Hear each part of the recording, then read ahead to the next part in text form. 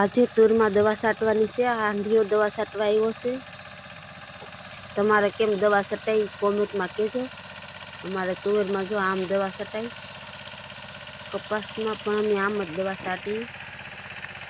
તમે કેમ છાંટો અમને કહેજો. ઘણી બધી તુર છે અને હાંડિયો કહેવાય એ દવા છાંટે, ઘણી બધી હાયરું લેતો જાય. અમારો વિડીયો ગમ્યો હોય તો લાઈક, શેર અને સબસ્ક્રાઈબ કરી દેજો.